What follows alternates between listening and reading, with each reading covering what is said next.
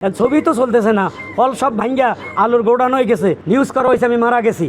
সারা বিশ্বের থেকে টেলিফোন আসছে যে হারুন ভাই টাকা পয়সা দরকার আছে, অসুস্থ হইলে প্রাইম মিনিস্টার থেকে 10 লাখ 20 লাখ করে আইনা দিছে। দেখছি জাহিদ খান, করোনার সময় জাহিদ খান অনেকের লাশ নিয়ে কবর টবর দিছে। ভালো, এবার আশা করি কোনো বিভাজন হবে না। আগে কিছু হয়তো মামলা মকদ্দমা ভোটের পরে, এবার আশা করি ওই ধরনের কোনো লোক নাই যে ভোটে হেরে গেলে মামলা করবে।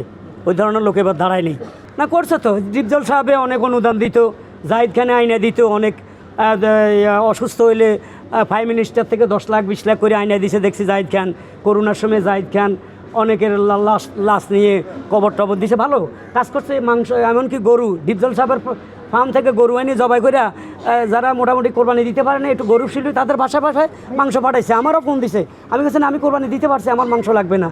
করছে তো।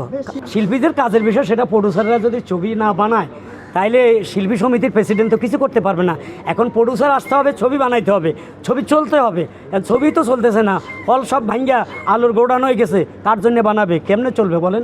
শিল্পী সমিতির কাজ হইলো, প্রথম হইলো শিল্পীদের নেতা হওয়া, দ্বিতীয় হইলো যদি কোনো অনুদান আসে, তৃতীয় হইলো যারা বড় বড় মাপের শিল্পী আছে, পয়সাওয়ালা শিল্পপতি, তাদের থেকে আইনা কিছু গরিব শিল্পীদের দেওয়া। এইটাই শিল্পী সমিতির কাজ। আমি হারুন কিসিঞ্জার 92-তে আমি ক্যাসেট নিয়ে আইছি। আমি আপনাদের তো অনেক ভালো আছি, অনেক সুখে আছি, আমার কোনো সময় অনুদান লাগে নেই।